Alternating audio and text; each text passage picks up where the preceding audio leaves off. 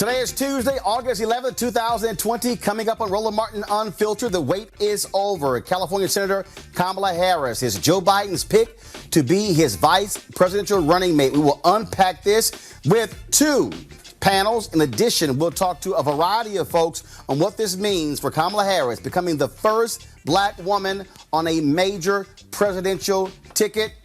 There's a reason why I'm wearing unbought and unbossed. That was the slogan of Congresswoman Shirley Chisholm, who ran for president in 1972. Folks, we're going to break it all down for you. It is time to bring the funk on Roland Martin Unfiltered. Let's go.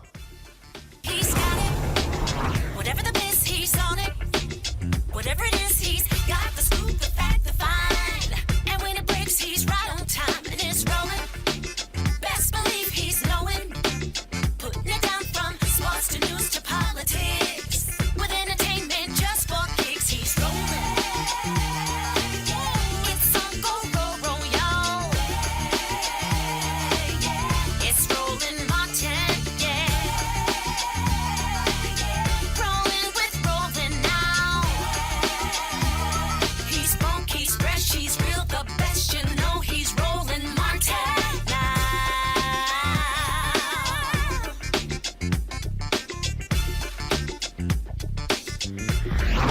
Martin.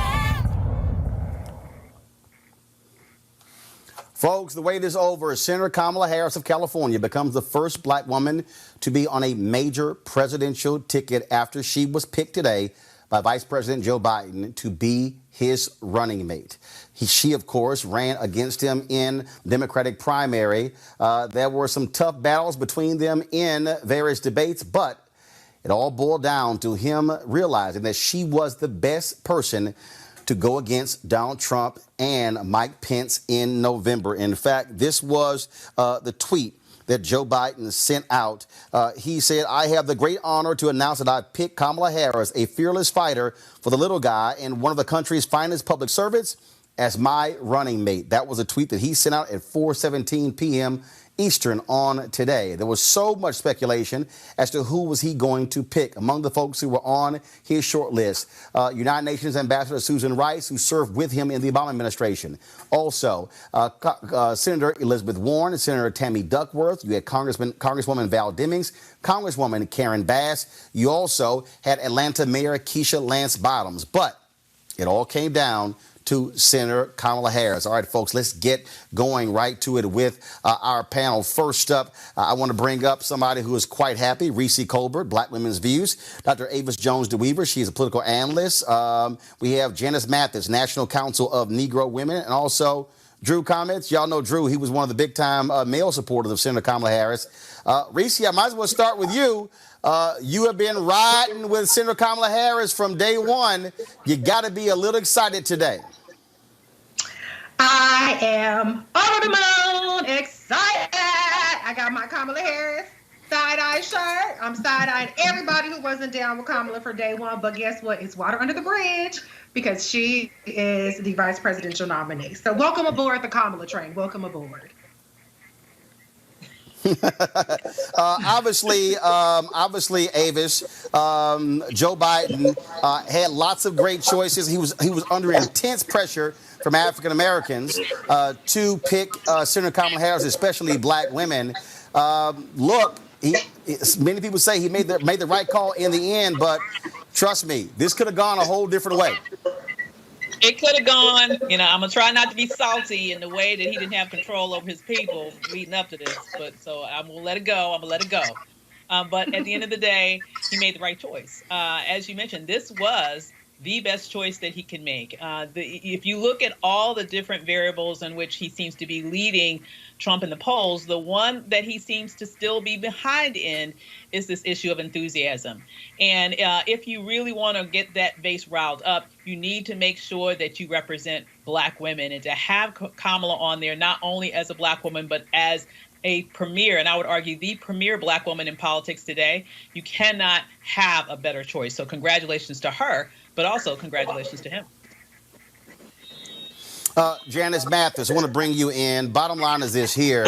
Black women they vote they vote Democrat at a higher rate than anybody else in the country. And so Joe Biden could not risk the wrath of that powerful voting bloc. Well, he certainly did not want to risk it. And when you think about it, except for the fact that she has some African heritage, her being chosen would make more sense than anything. She had 80% approval rating. Her favorability rating was higher than Elizabeth Warren's. She brings a part of the country that he's not as familiar with. She's got a sort of pragmatic law and order point of view from having been a prosecutor and attorney general. And so what about it except the fact that she happened to be a black woman would disqualify her? Drew, I'll bring you in. You put out a number of videos that even got the attention of Senator Harris, where you went after people who were critical of her record as Attorney General in California as well as DA in San Francisco. Clearly, Republicans want to use that against her. The White House, they believe that they can get black male voters. What do you think she's going to be under, the kind of attack she's going to face over the next 80 plus days? Well, the kind of attack, first of all, hold up. This is the energy that we're on right now, you know what I'm saying? We go ahead and just break out the exclusive Kamala drip, you know what I'm saying? You dig what I'm saying? But the kind of attacks that she's going to be under, I can just see it now. It's either going to be the same 6 or 7 now debunked tropes that we've been going at, you know, for the last year and some change, which is fine because we've already beat that. We've already got literature out. We've already got videos and all that. So that's one of the advantages here. We already know it's going to be thrown at him. Or, and this is the indication I got today, is that his whole thing is going to be trying to classify her as this radical left, anti-police, bought into the entire abolish police movement, and just to try to play on the fears of white folk who look at police as protectors. But you got a problem with that because the last 2 years, all we heard every day is Kamala's a cop. And so now you got to try and pull another 180 to say, well, is she soft on crime, or is she the tough on crime prosecutor? Is she anti-police, or is she a cop? So the messaging, he's got a real challenge. That's why this is the best pick ever. I'll say ever. Let me not do that. Maybe I'll say ever. That's okay. We go ahead because I'm representing black women right now. But like he doesn't know how to handle it. It's an awkward situation to be in. Your boy Pence is about to walk into a blender. One of my fellow Aggie alums put that on Twitter. But yeah, they can throw what they want at her, but at the end of the day, they don't know what to throw. Everything's pretty much going to bounce off because you had the left coming at her with one thing that wasn't true. He's going to try to come up the other direction. It's confusing. Look, here's the deal. The reality is this here. It's going to be a top-of-the-ticket battle, Janice. It's going to be a top-of-the-ticket battle between Donald Trump and Joe Biden. Look, I know folks talk a lot about what a VP means, but the reality is voters are choosing between those two. In the case here, what Joe Biden obviously needs is he needs somebody who can go out and prosecute the case. I'm using that word for a reason. Typically, the vice presidential candidate is the one who goes out and they are the attack dog. They're the ones who to really go after the opposition. Look, you put a former prosecutor in that place. Look, we see what she has done in the United States Senate in these various hearings. We're going to see a whole lot of the prosecutor in Senator Kamala Harris prosecuting the Trump administration on the campaign trail. She seems at most at ease when she's in that Senate Judiciary hearing room. That's when you see the real authentic Kamala. She goes after those issues, and not just with passion, but with a deep understanding of those complex judicial issues. She'll be great on judicial picks. I'm thinking more about what she's going to be like as vice president and what portfolios he's going to be able to give her. She can take on pattern and practice investigations. She can take on judicial nominees. She can take on criminal justice reform. She'll have a whole portfolio of work that she'll be able to take away from him and make it easier for him to govern. I think it's a wonderful pick. And not just because I'm happy about it, but because it's the pragmatic thing for him to do. Nobody will be able to say in this election the Democrats are taking black folk for granted. How many times have we heard that? Right. Well, Reese, Right. first of all, I know Janet is already thinking about her portfolio if they win, not me. I believe you deal with one step first. The concern is, can they win? And so, what do you expect this campaign to be like already? The Trump people are already attacking her. I got this email. I had to laugh when Paris Denard sent this email out.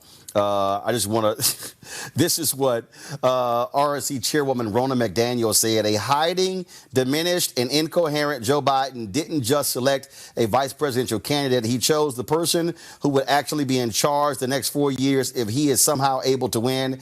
Kamala Harris's extreme positions, from raising taxes to abolishing private health insurance to comparing law enforcement officials to the KKK, show that the left-wing mob is controlling Biden's candidacy just like they would control him as president. These radical policies might be popular among liberals, but they are well outside the mainstream for most Americans. We're going to see a lot more of that over the next 80 days.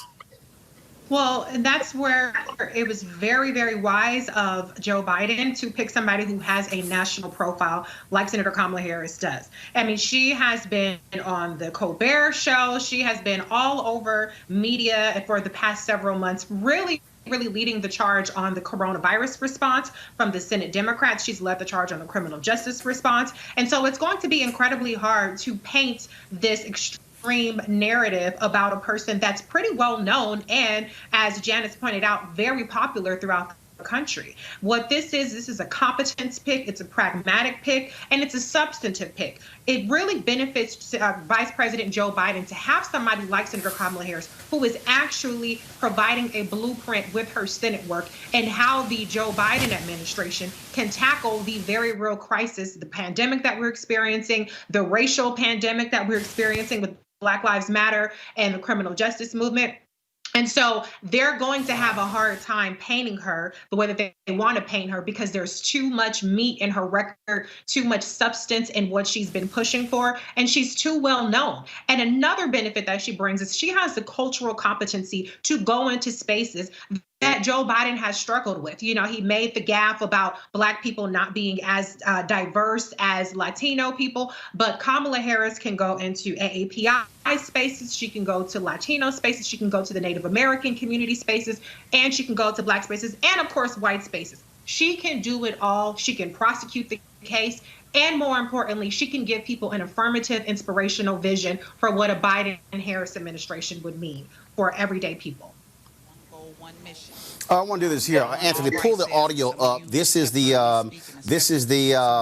session that we shot in Atlanta after the debate in 2019 with Higher Heights. Let's take a listen to this conversation. And so for me, as I look at, what lies ahead, it's, again, in my testimony, in the faith and the promise of the work, of the intent, of the impact, of the influence, and bringing others along, because I honestly have seen by witness and favor that it can be done. Thank you. Thank you. Yeah, so yes, please. Yeah, so, it's about the work. Again, here we are in Atlanta. When my dad ran to be the first African-American elected from the Deep South since Reconstruction, we didn't have early voting. We didn't have online registration. We didn't have Sunday and Saturday voting. We voted on a Tuesday, and the day of election, it was the pouring rain. Folks, we're going to play some more of that video a little bit later. Avis, even though we're operating now in a whole different world, that, of course, where you had a bunch of people who were in a hotel room, who were packed there, now we're operating in this different space now with coronavirus. I think you're going to see a lot more of that. Senator Kamala Harris really leaning in on going after Black women, positioning their voices to turn out, because what Joe Biden needs, look, there was a 2.4% drop in 2016 among Black voters. Mm-hmm. Look, Democrats know they're going to get a significant number of Black voters. What they need to do is actually increase Black voter turnout. Absolutely. I mean, we know that, for example, what really was the secret sauce to President Obama's two successful campaigns, was the Black vote, led by the Black women's vote. We know that what happened in the last presidential election was that there was that drop, as you mentioned. And so really what we needed was a particular candidate in terms of a VP candidate that would energize that base. And the base of the base in the Democratic Party is Black women.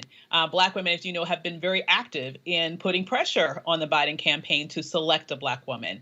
And here we are with Kamala Harris, the best of the best that he could select for that space. Now, I believe that we're going to see a great deal of rallying around her, not only around with Black women in general, but specifically, you remember, she's a member of Alpha Kappa Alpha sorority. Have to shout out my sorors. They're going to really be out there pushing to make sure that they do everything possible. You have Black women in churches, Black women in every space that you can imagine that are going to be energized, not just to get themselves to the poll on November 3rd, but to also make sure that their neighbors, their communities, this whole nation shows up in a powerful way to support her and this whole ticket on November 3rd. Drew, I think America, if they don't know what pink and green looks like, they probably are going to get a real good view of that over the next 80 some odd days. And trust me, I tweeted this. If you hear a whole bunch of yelling, H-U, you know, that's because a lot of Howard graduates happen to see one of their own. You're a graduate of a HBCU. And look, let's just be honest. There's going to be a lot of HBCU pride for them to be able to say an HBCU graduate would actually be vice president of the United States. Well, that's absolutely correct. I mean, just recently we've had the entire conversation, at least as it pertains to athletics, about athletes coming out of high school, top tier athletes coming out of high school, maybe seriously start considering HBCUs, especially in terms of basketball. Maker, as a matter of fact, 5-star blue chip athlete, turned down UCLA, turned down Kentucky to choose Howard University. And one of the reasons he cited was Senator Kamala Harris for that, and also Thurgood Marshall, another great alum, and just the prestige that comes with that and the pageantry. So now that this is now moving from an athletic conversation where you're not talking about basketball or football players like Tariq Cohen or Daryl Johnson with the Buffalo Bills, but now you're moving into the political side. Now it's a more well-rounded conversation. And hopefully, my hope is that it trickles down into the high school ranks and where young kids are looking at and saying, wait a minute, you know, I can go to a historically Black college university and still make it, not just on the court or on the field, but in any realm of life. One of the stats I don't think gets touted enough is that HBCUs are the number one producers of Black professionals.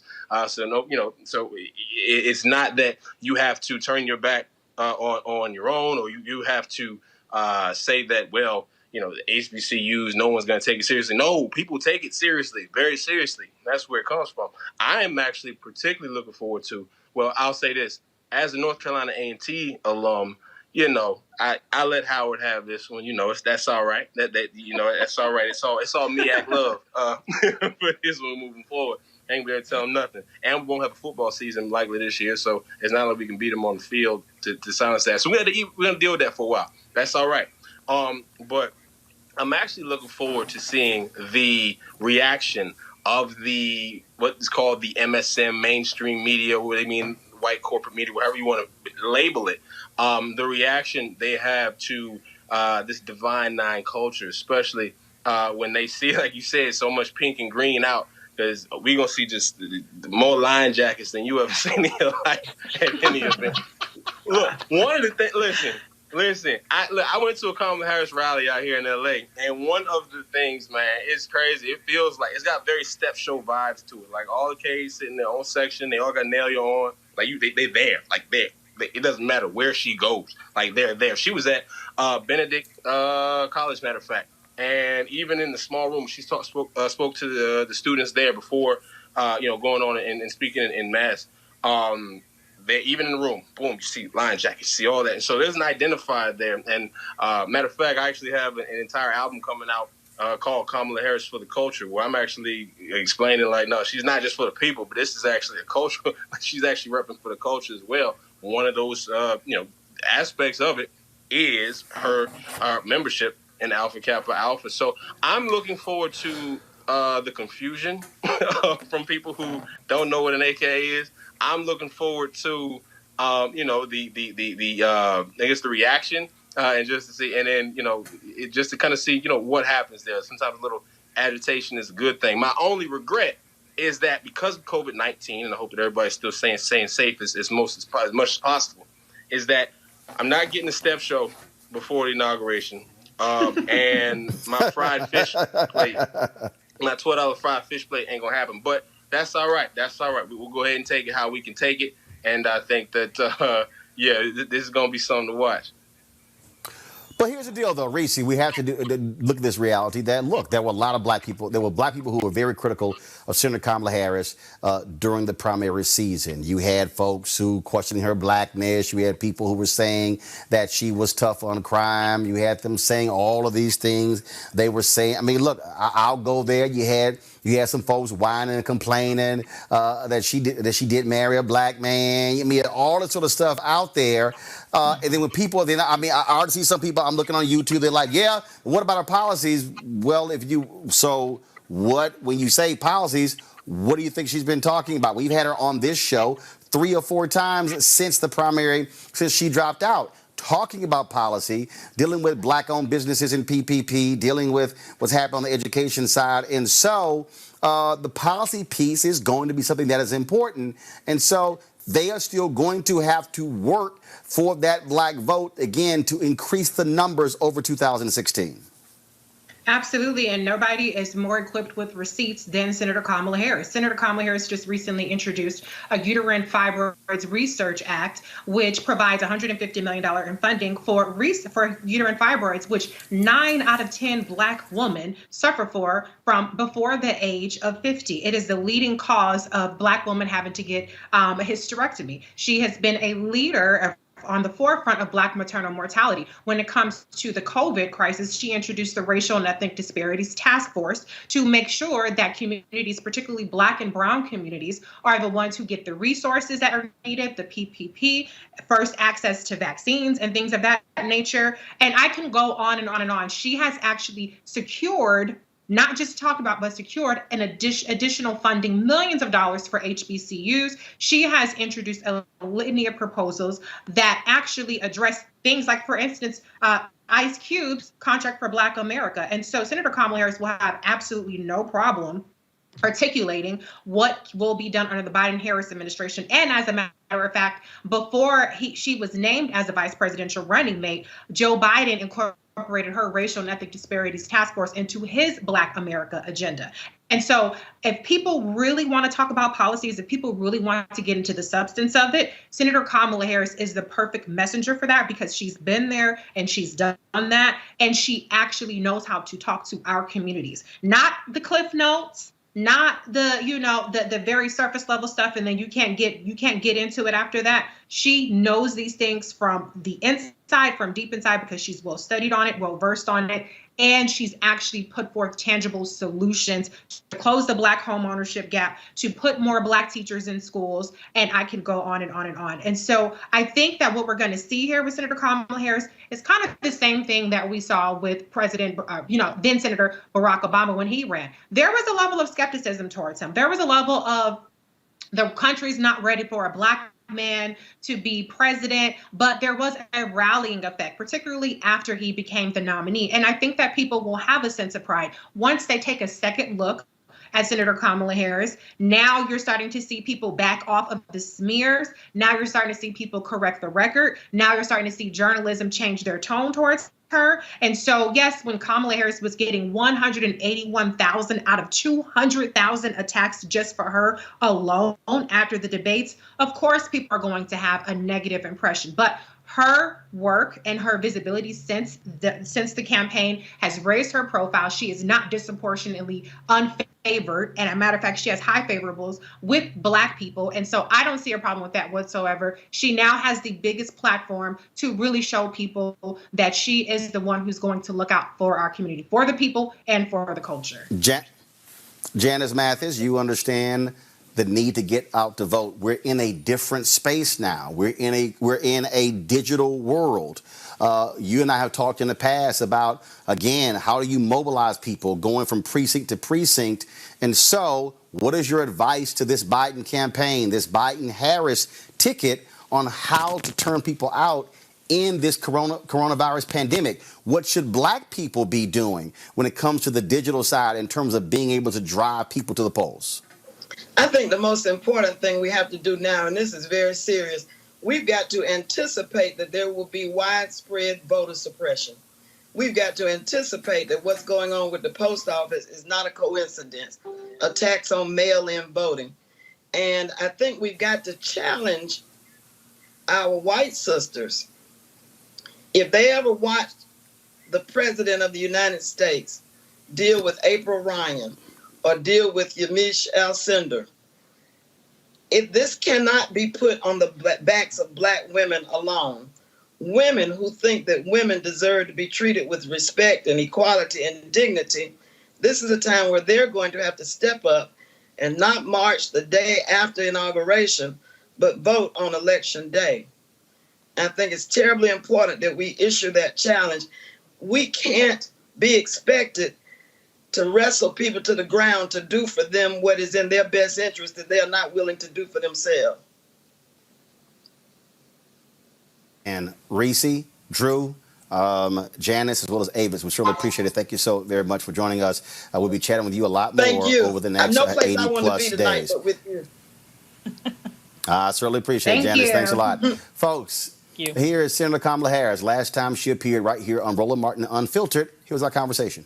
Now is Senator Kamala Harris of California.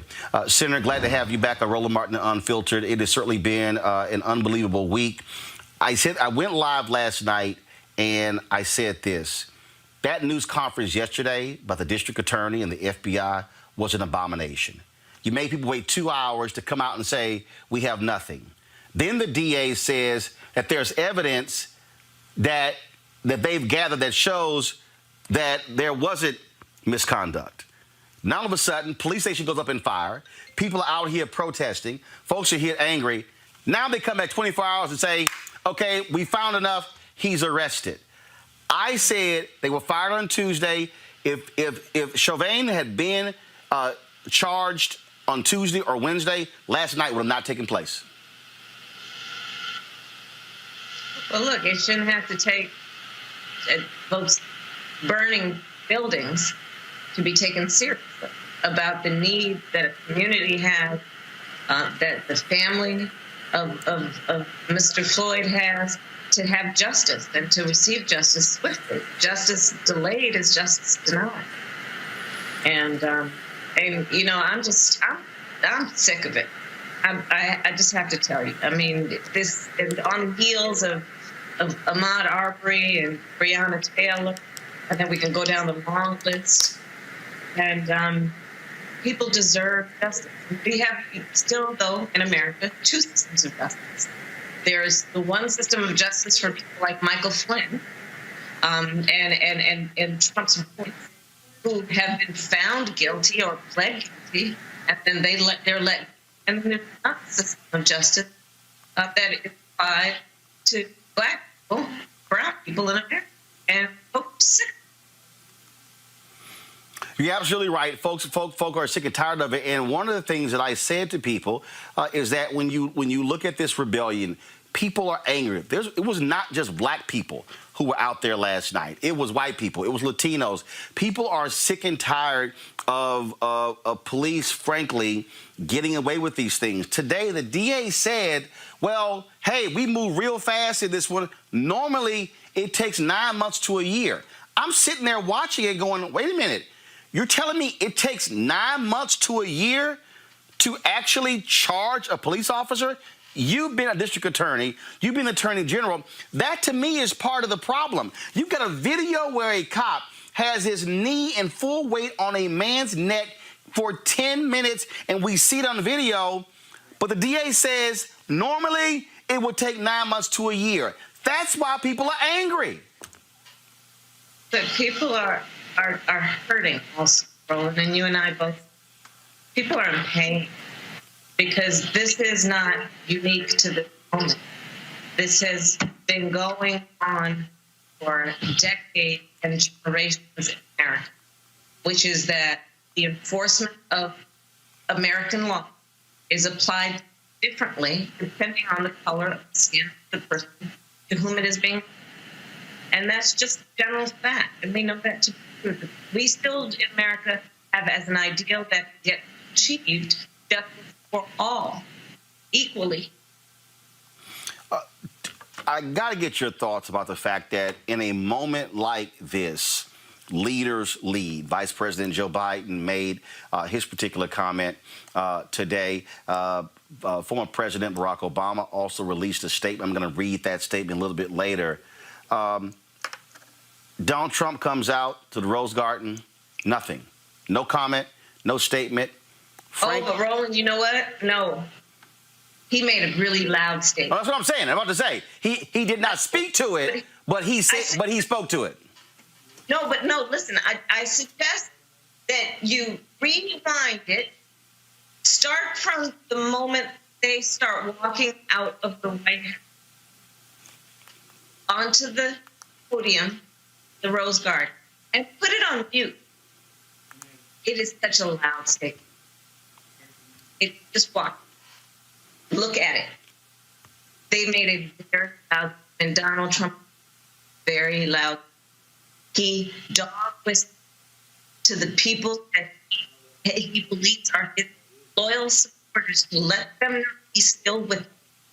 And just watch it. Watch it that way. Mute it. And it will be very loud to hear him saying.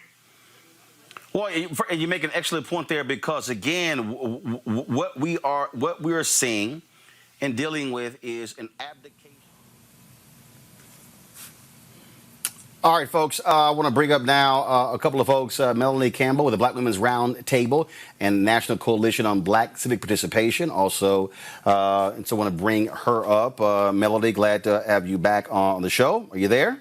Yes. How are you, Roland? Okay, all good. Just wanted to be able to hear you, make sure everything is there. Also, let's, again, first of all, I'm trying to, we got a couple of issues here, so sorry, folks. Trying to pull up our next guest. Let's bring up Glenda Carr. She's with Higher Heights. Yeah. Higher Heights, of course, their goal is to get more Black women elected to office. Are you there, Glenda? I sure am. Can you hear me? Yep, I can hear you just fine. All right, Glenda, I'll start with you.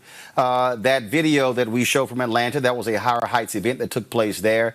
Your organization has long been champions of Senator Kamala Harris. How does it make you feel as a Black woman on this day to see a Black woman on the first major presidential ticket? Here we are in 2020.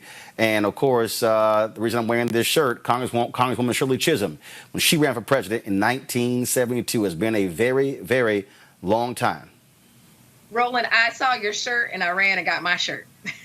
And so you're exactly right. I mean, we're 48 years since Shirley Chisholm, went to the 1972 Democratic Convention and had her name entered into nomination from the floor, making her the first African American and first woman to have her name entered into nomination for any major party. So that being said, today it is the roadmap and the legacy of Shirley Chisholm and her unbought and unbossed leadership from 1972 and beyond. And so there's two things that I think that we need to celebrate as Americans today, is that, yes, Senator Kamala Harris has made history being named as the vice president running mate. But at the end of the day, and Roland, we spent a lot of time talking over the last couple of months, there was a list of Black women and they rose to the top of the list as potential nominees. And so we celebrate the gains that Black women have made. At the end of the day, we have put more into this democracy than we have gotten back.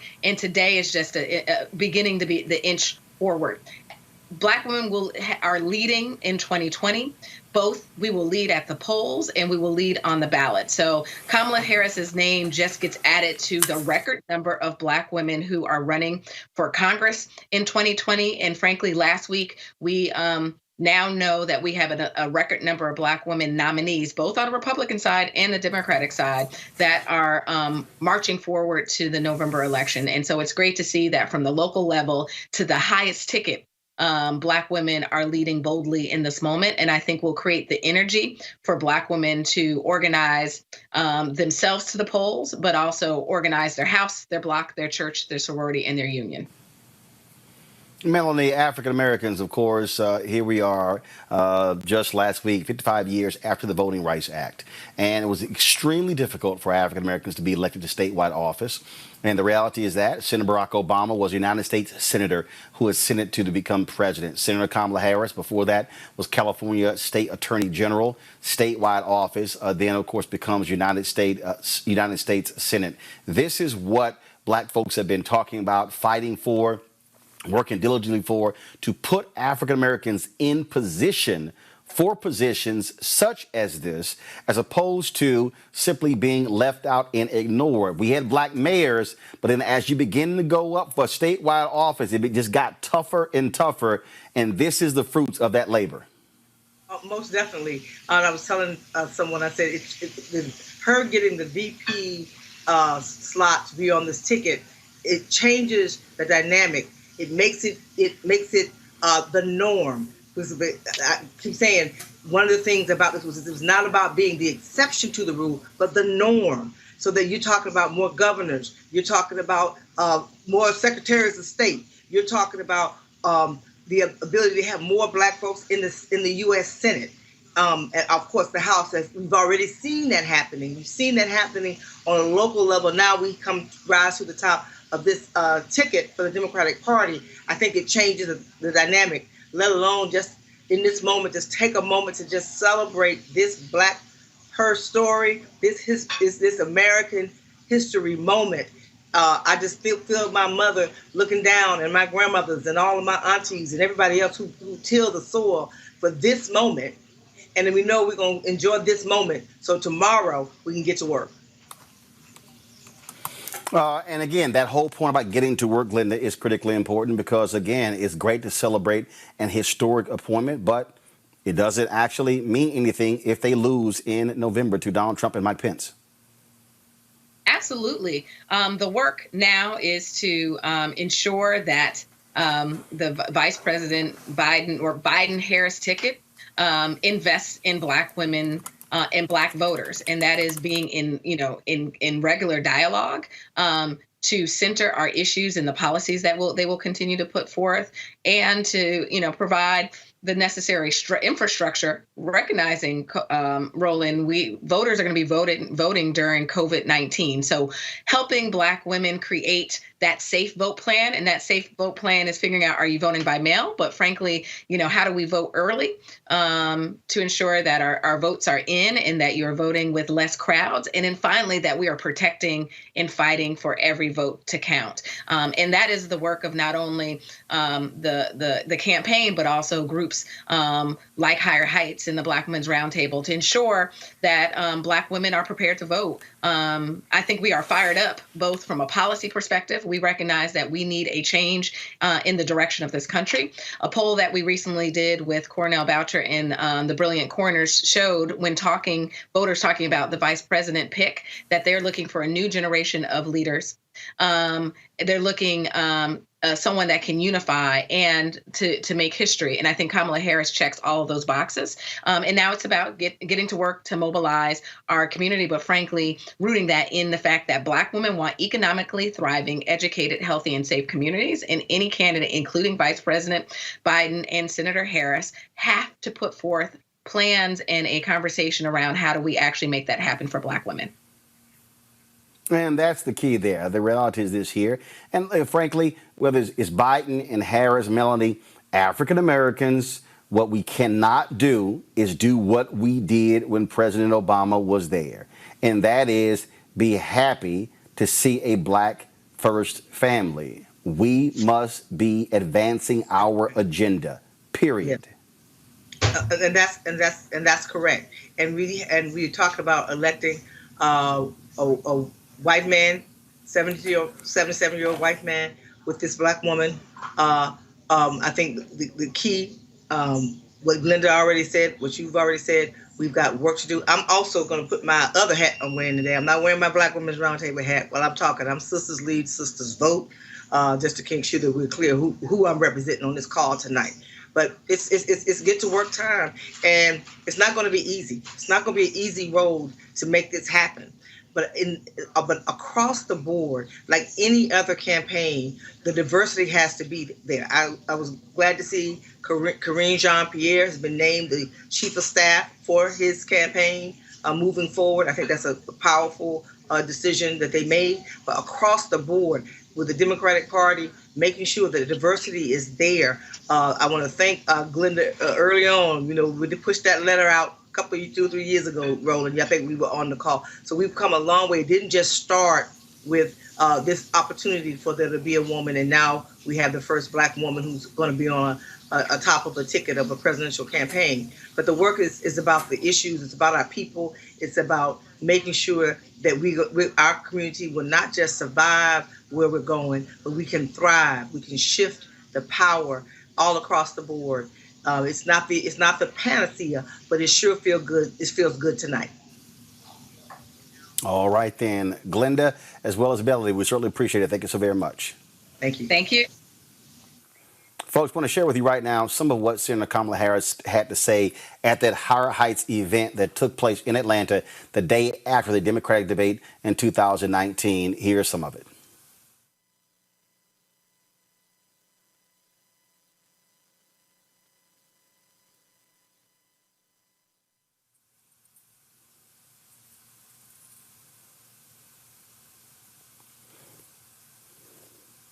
All right, folks, do we have it?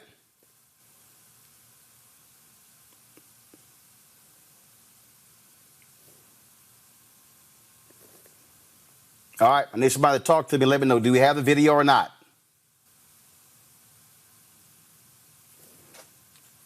All right, let me know when the video is ready. Right now, I want to bring up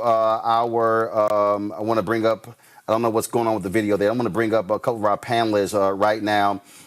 We have, of course, Eugene Craig Organization, Kelly Bethea, communication strategist, also Brittany Lewis, political analyst and historian. So, folks, let me know when that video is ready. I'll bring them up. Also, coming up shortly, we're going to have Reverend Dr. William J. Barber, who'll be joining us as well. Eugene, I want to start with you. Republicans are already attacking Senator Kamala Harris, but this is the one candidate. This is the one candidate. A lot of the other folks. No, folks, leave Brittany where she is. No, leave Brittany where she is. Eugene, I want to sit here and go to you. A lot of those Russian bots were going after Senator Kamala Harris. Republicans don't want her. Well, a couple things. This Republican absolutely does want her. And our team over at the Lincoln Project actually dropped an amazing ad after she was announced VP candidate for Joe Biden, just highlighting the leadership that she and Joe would bring to the country. But look, Republicans, they're dumb, but they also aren't dumb.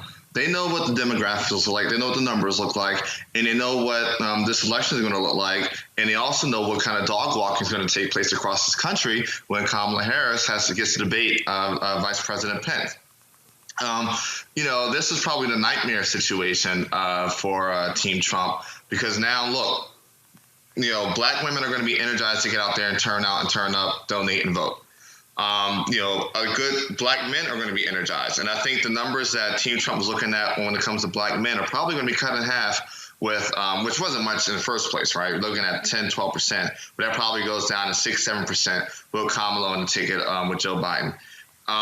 But Republicans, they are terrified. They're having flashbacks to 2008. Kelly, again, what we're dealing with here is Republicans, look, they want to hold on to power.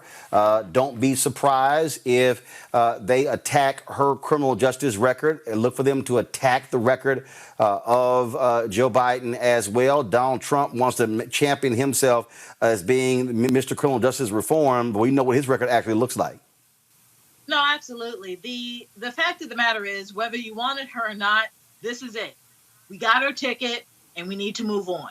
You know, I've been on your show several times regarding who I thought would have been a better VP pick. Frankly, every single Black woman on that list would have been more than qualified for this position. He picked Kamala Harris. That's fine. Either way, there's a historic decision that has been made, but we need to get over this hump of the shock and the arguing that is already taking place, I'm sure. Give it 24 hours, but after that, we need boots on the ground, making sure that this vote counts, because it's not a game. 2016 was our wake-up call. 2020 needs to be the time we actually take action, and real direct action. So we know that Russian bots are out there. We know that Trump's going to undermine this campaign. We know that the Republicans are going to undermine Kamala Harris. We know all the types of tricks and insidiousness that's going to take place just by way of her being a Black woman. We are prepared for all of that now because we've seen all of it. Now we need to get past that and be on the offensive because we know what's coming. We just need to combat it head on and make sure that they get the White House seat, period. Brittany, young voters obviously are going to be critical. There are some out there who are suggesting that Senator Kamala Harris cannot energize those young voters. Well, I'm trying to understand who the hell do they think. I mean, you look at the candidates, what they say Susan Rice would have, Val Demings would have, Karen Bass would have, Elizabeth Warren would have. And so you constantly hear that. I think, again, we got to get out of the personality politics and say what can energize young voters should be issues. That's what the focus should be. Absolutely. You brought up an excellent point. I'm not sure who would actually be better than Kamala in terms of invigorating the younger vote. And I think that they are going to turn out. I think Donald Trump is shaking in his boots. I think Kamala has not only all of my sorors behind her, but she also has the acumen and the resume to do an excellent job and take us back to center and away from this runaway train, if you will. So I do think young voters are going to turn out. I think we're going to see something similar to what we saw when then Senator Obama was running. I do think young voters are going to turn out. I think, unfortunately, with Joe Biden, I guess the push, if you will, has been more so to get Trump out of office as opposed to being excited about Biden. But I think people are going to be excited about Kamala. I think they are excited about the first Black woman, at the top of the ticket for a presidential campaign, and potentially going to be, a president down the line. So I think that young voters will absolutely get behind her, and I'm excited to see how everything plays out. And look, I think on this issue here, and you see people who are going back and forth. You got all of these white progressives out here already criticizing, oh, she's the establishment. Look, this is real simple, okay? Your guy didn't win. Sanders didn't win. This is where white progressives and Democrats must do like Republicans.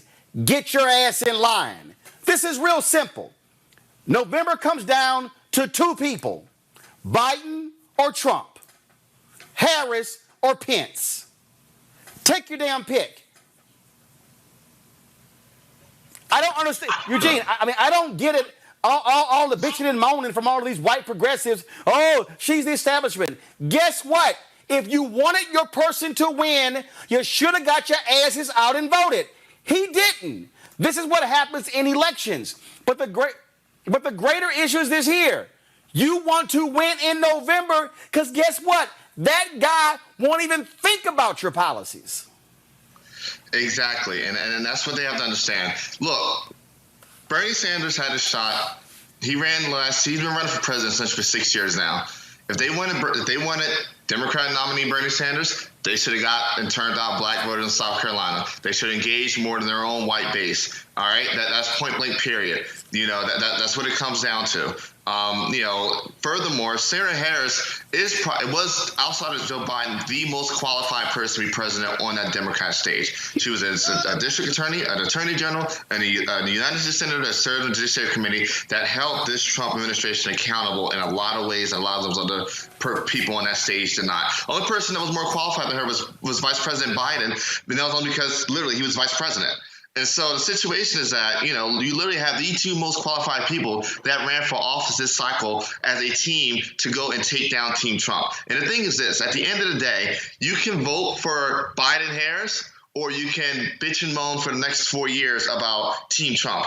Myself as a Republican that, look, I'm on record. I didn't support Trump in 2015, 2016.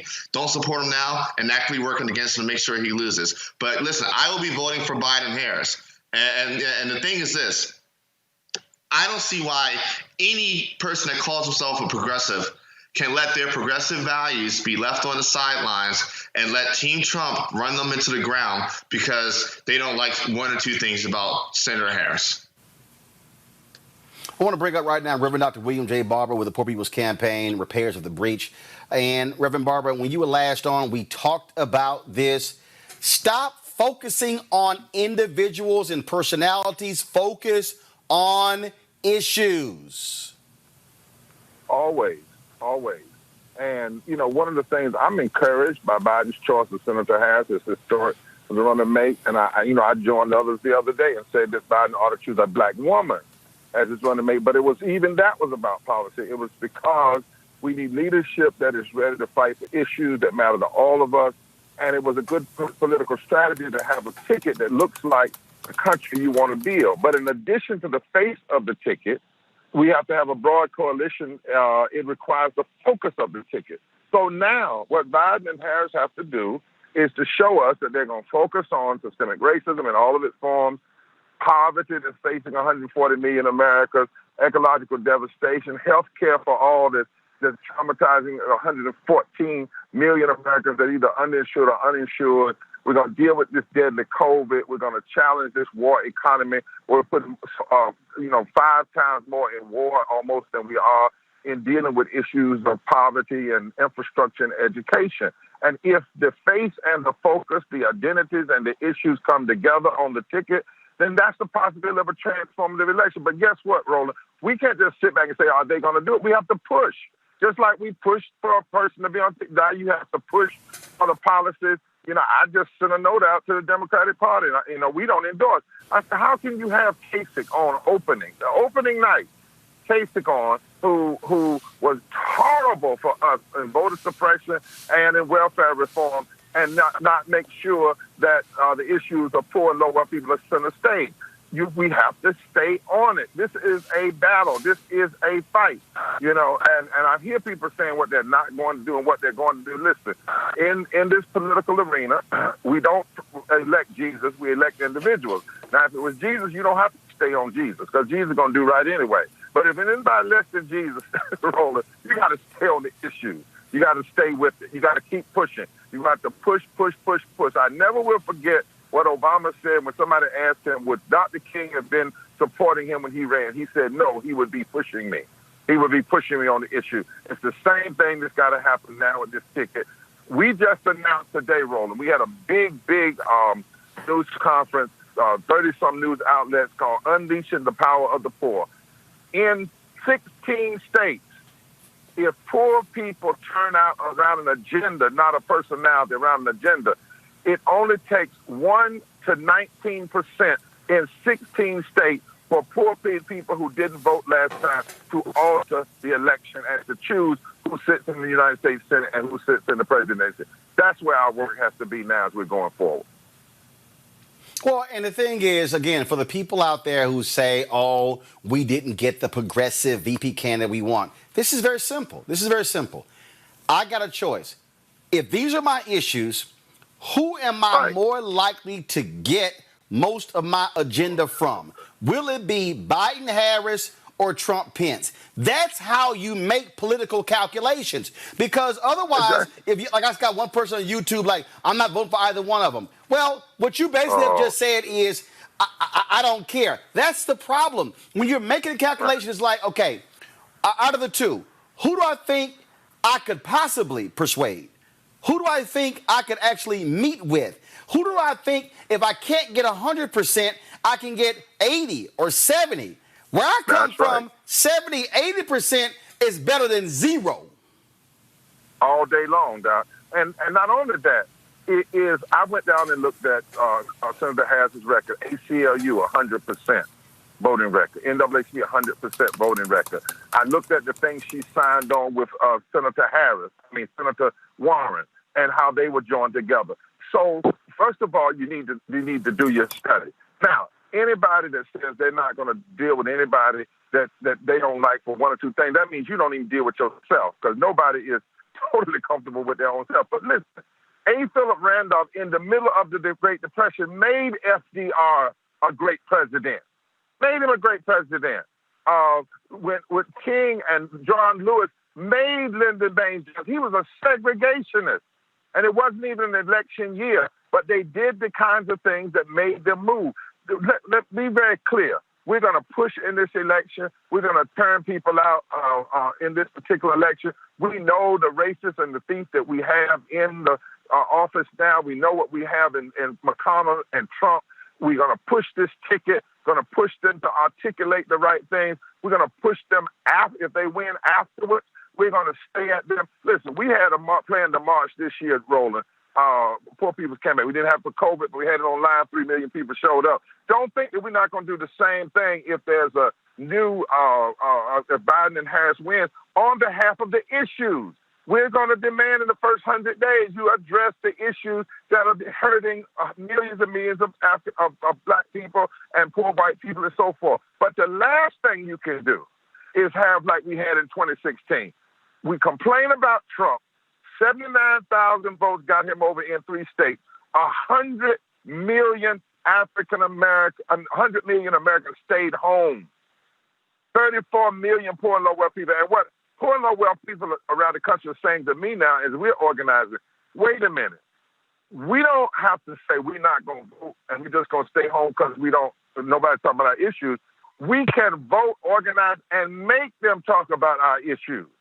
So it's a different concept. I'm not going to stay home and wait until you talk about my issues. I'm going to get engaged. I'm going to get in the streets. I'm going to get vocal. I'm going to get on internet, YouTube, wherever. I'm going to go to the polls, and I'm going to build power, change the narrative. And when you do that, you force yourself into the narrative rather than sit back and say, I'm not going to do anything until somebody welcomes me in the narrative.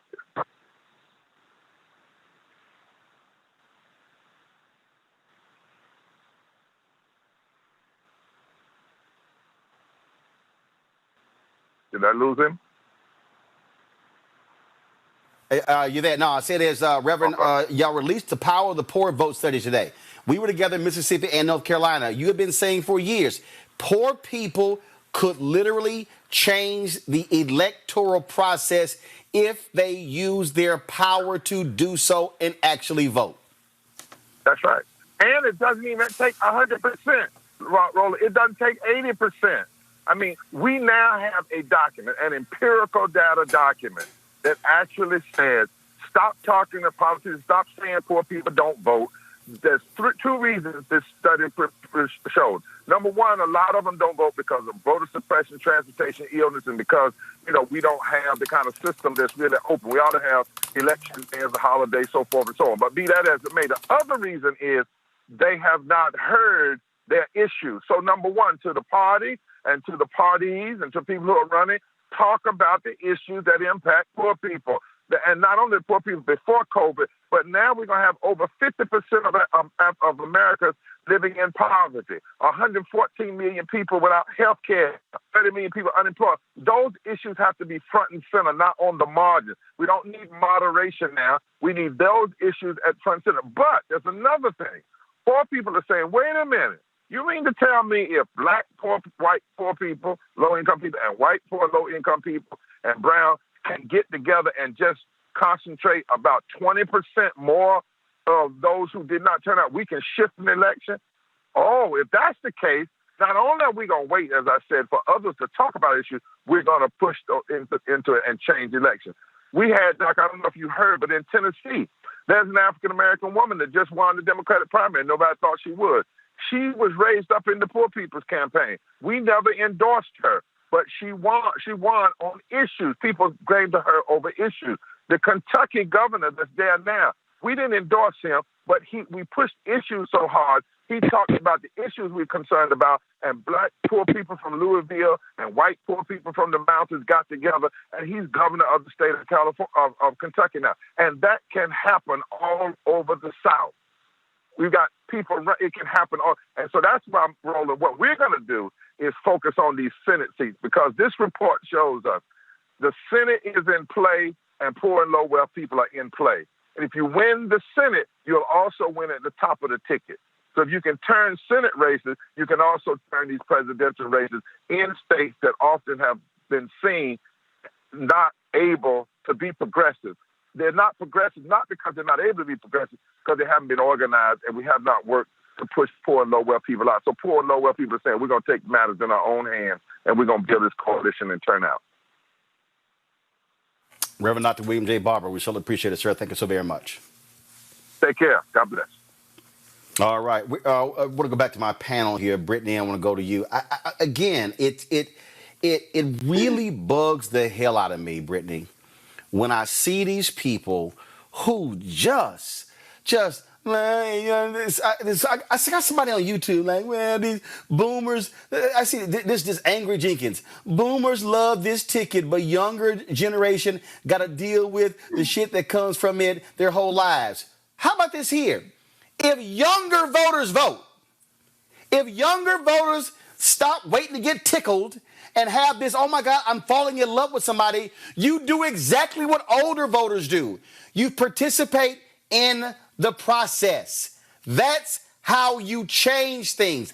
I'm just sick of these people who just whine and complain and, oh my God, these boomers and Gen X. Because guess what?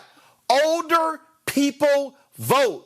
My parents are 73. They work election after election. They're at the polls. They risk COVID going out to work the polls in the Texas runoff. That's what you do. You stop bitching and moaning, and you participate in a democracy.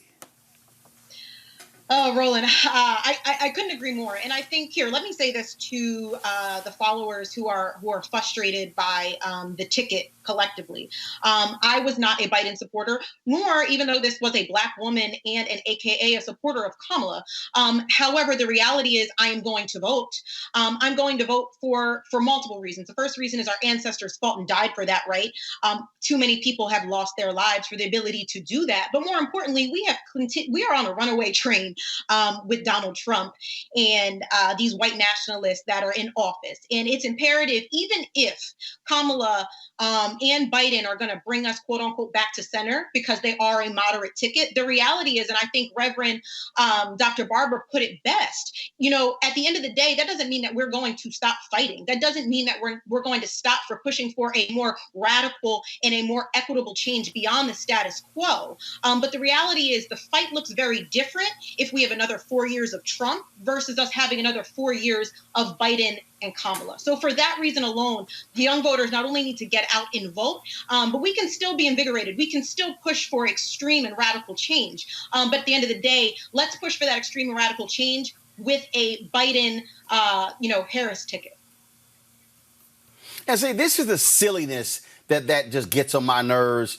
Just gets on my nerves, Kelly, when I look at some of these people make idiotic comments. Oh, nothing is going to change if you vote. Well, we can show you that things can go real bad or can actually be better. Then you have people who say, oh, well, if even you get out there, they don't care about us. As Reverend Barbara just said, if you don't make your presence known, then they're not going to listen to you. We can show you examples of that. Then, of course, they still saying, well, again, these older voters, why can't they change their views? Let me just help out a young voter who needs to understand this, Kelly. If your ass don't own a house, you're not thinking about property taxes. You're not thinking about home ownership. You're not thinking about any of those things, okay? If you're out there borrowing your parents' Netflix password, you aren't thinking about the stuff that older voters actually think about. When I was 21, 22, 23, because I had parents who were engaged, yes, I was thinking about who was going to be on the city council, on the county commissioner's court, who was going to be the state rep and the state senator and the governor, and who was going to be member of Congress and the U.S. Senate, who was going to be president. I dare say, if anybody out there 35 and under, show me your top 5 issues, and I will show you that whoever is president has a role to play in exactly the issue you care about. Those are facts, Kelly. And so when people say, oh, I can just ignore the top of the ticket and focus on everything else, well, actually, you can't. Because I guarantee you, who sits in the White House has an impact on what you care about. I mean, you hit the nail on the head, especially when it comes to voting and people coming up with the belief that if you just vote whatever's at the bottom, that'll solve change. I believe that the only trickle-down effect that is actually effective in this country is when you vote for president.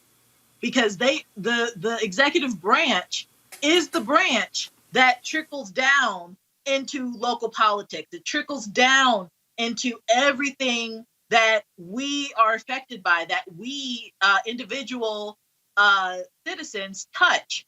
No, I definitely agree with you on that. But you talking about the 35 and under club, which I am a part of, complaining and stuff. We're not the only ones complaining, because I have plenty of friends who are older than me by at least 10 years. And frankly, they're the ones who are complaining about this ticket, who have been complaining about Biden and Harris ever since they came on the scene, saying that they were going to run for president against each other at the time. And they are the ones, frankly, who are going to be voting or not voting based off of the bitching and moaning that you so described previously. So I encourage everybody to, frankly, get over it.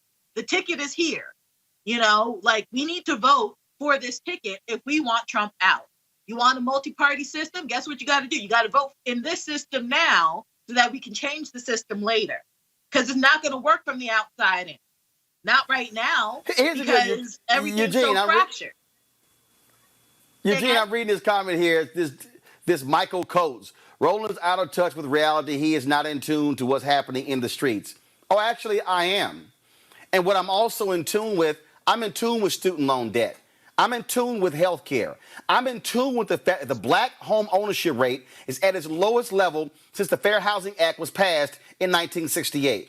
I'm in tune with the fact that you have 2.6 million black-owned businesses in America, but 2.5 million of them only have one employee. I'm in tune with the fact that those black-owned businesses prior to COVID were only doing an average revenue of $54,000. I'm in tune with the fact that because of COVID, we potentially could lose up to half of all black-owned businesses in America because they're not going to survive through COVID. Oh, I'm very in tune to what's happening when it comes to education in our communities. I'm in tune to the lack of mental health services. I'm in tune with what's going on to progressive DAs and then these hardcore conservative DAs who are all about throwing folks in jail for the rest of their lives. I'm in tune with the fact that what we're dealing with is a clear and undeniable racist in the White House who does not care about us and who will say and do anything in order to maintain power. What I am aware aware of, Michael Coates, since you think you know what's happening in the streets, that Donald Trump has appointed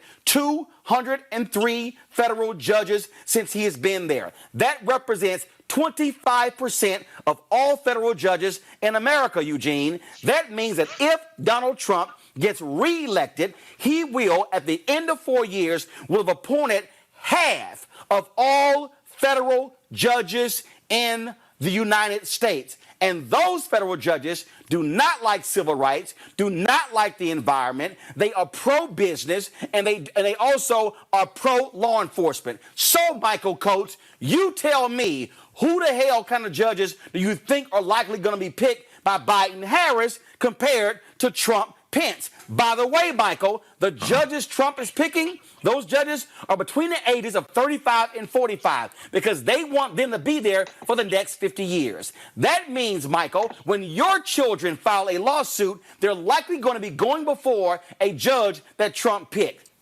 Now, you tell me, who the hell doesn't know what's happening in the streets? Eugene, go ahead. What else is there for me to say after you done ran down all of it, Roland? I mean, you got to leave me something there. But I will say this to your previous point of the under 35 crowd complaining. Let's talk about some things real quick. You want to go to Tulum? You want to go to Cancun? You want to go to Cabo? Guess what?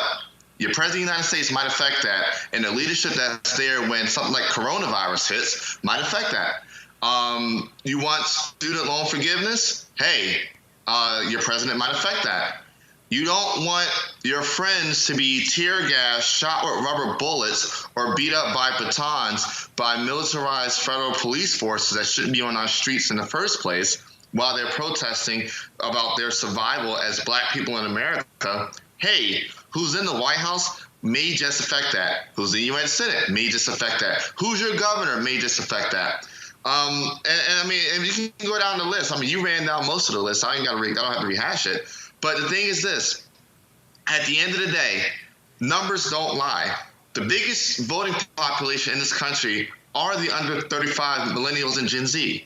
You know, we outnumber the boomers. It's fact. It's fact. But the issue is that the boomers turn out and vote. So if you want to change how this country is run or policies that this country pursues, do two things: either run for office like AOC did and flip shit, or get out and vote and elect people that will flip shit.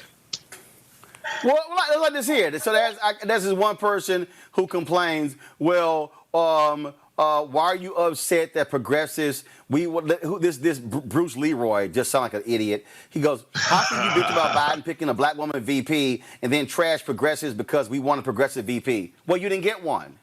So now what are you going to do? See, let's just go ahead and cut through all this. What you going to do now? See, this is real clear. Trump's not an You option. wanted a progressive VP. Now here's the deal. You want a progressive VP. Now, there are some who call Kamala Harris a progressive VP. But let's just be clear. Let's be real clear. Biden, Harris, Trump, Pence. Okay, I'm going to go ahead and wait. So since Bruce Leroy, I got time for you today. I already dispatched with Michael Coates. Let me deal with you, Bruce. Bruce, since you say you're progressive, I want you to type in the chat your top 5 issues. I'll wait. I want you to type in your top 5 issues. Since you're so progressive, type them in. I'll wait. Because, see, this is the point, Brittany. When I hear progressives say, oh, I want a progressive, again, you have over here. So I would assume, Brittany, that progressives care about the environment. Just yesterday, the Trump administration overturning Obama-era regulations when it comes to dealing with the environment. So if you're progressive, let's see. Do you think that Biden-Harris are going to be more sensitive about the environment than Trump-Pence? I'm just curious. Yeah, I really don't understand this. And I think the terms are laid out pretty clear. And you guys have given a ton of examples in terms of what we're up against if we are not going to go out and vote, and if we are not going to ensure that Donald Trump is removed from the White House. Because at the end of the day, and don't get me wrong, I'm an idealist at the end of the day. But at the same time, I recognize that who is in office has material consequences in terms of how money is allocated, whether we're allocating 60% of the national budget to military spending, or if that's going to education or social welfare programs, right? So I think it's very important that not only are we voting and are we getting behind it, I'm part of that camp that was for Sanders. Like, to be clear to the people who are saying that they're progressive, right? I was a part of the Sanders camp, but at the end of the day, I am going to vote for that Biden and Harris ticket at the end of the day, because it's a different battle if they're not in office. I'm not saying that we don't need to still push. We absolutely need to push. We know this. But again, it's a different type of battle, like you brought up, in terms of climate change, in terms of COVID-19, in terms of what's happening with Black businesses. It's a different battle depending on who is in office. And for that reason alone, we need to get out and vote. And here's the deal, Kelly. Again, I am more than willing. Yank Uger and the Young Turks, he sent a tweet out. I had to sit here and smack Yank. I did. I had to hit him, because he was like, oh, the establishment, they wanted Kamala Harris, and they got Kamala Harris. And I said, Yank, let me remind you, Black people have been more loyal to the Democratic Party than white progressives have been. Let's just be real clear. But what we're dealing with here, and I need people to understand, I'm not in love with Joe Biden. I'm not in love with Senator Kamala Harris, but I know who I hate. I hate evil. I hate lying, despicable, degrading Donald Trump and that Stepford husband of his, Mike Pence. That's what I know, Kelly. And what I know is those two, coupled with Mitch McConnell controlling the Senate, they will screw Americans over for 4 more years. And there is no way I can be silent and let my nieces become of age in Trump-Pence America. No, not today. And that's the power of the vote. The fact that we now know who's running and who's on the ticket, that gives us the power to choose, right? But specifically, what's the quote? The enemy of my enemy is my friend. That's kind of how, if you really don't like Biden like that, and you really, really don't like Harris like that, you need to abide by that quote, because they are the enemy of Trump. And if you don't like Trump, you need to get on board with the Biden-Harris ticket, period. Because those are your only two options, your only two viable options as to who's going to be president of the United States and vice president, respectively, period. So we could go round and round about, well, Biden does this and Kamala said that, and like, I don't like this because of what she did in California, and what about the Black vote, this, that. It doesn't matter anymore. We have a ticket. It's Biden-Harris. We need to push this ticket into the White House, lest we have another 4 years of Trump-Pence. Like, it's a real simple equation. Kelly, let me be real clear. Okay? Obama was not happy when I critiqued him. Let me be real clear. No one's happy with the critique. Biden-Harris wins. You can bet I am going to push them on the issues as far as I can. If the Democrats get control of the Senate, I'm going to push Senator Chuck Schumer as far as I can. But what I'm not going to do is act a fool and go, I didn't get what I want. So because I didn't get what I want, I'm just going to stay at home. No, that's what spoiled brats do. And Roland, the other thing is this, right? We can't forget the fact that what delivered Wisconsin, Michigan, and Pennsylvania for Donald Trump in 2016 wasn't angry Black voters. It was disgruntled Sanders Trump voters. So it wasn't even, hey, I'm not getting what I want, so I'm going to take my ball and go home and not vote. It was, hey, I didn't get what I want, so I'm going to go for the other white guy. Oh, yeah. Look, man, look, Brittany, I just read the New York Times story this weekend of these white evangelicals in Iowa who were saying, yeah, we don't like the cheating. Yeah, we don't like the porn star stuff, but he's defending us and he's defending our Christian values. And no, they were literally saying he's defending whiteness. They if you read the article, Brittany, they actually said, one of them said, he is defending Caucasians. What we are dealing with Donald Trump is they want to protect whiteness. White fear is driving them. Last night, Tucker Carlson literally said on his show that if we don't sit here and if we don't slow down the demographic shift in this country, we are going to lose these cities. What's the translation?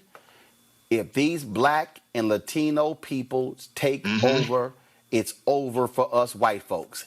That's why they are supporting Donald Trump, Brittany. And that's why I will oppose Trump and Pence at every turn with every fiber in my body.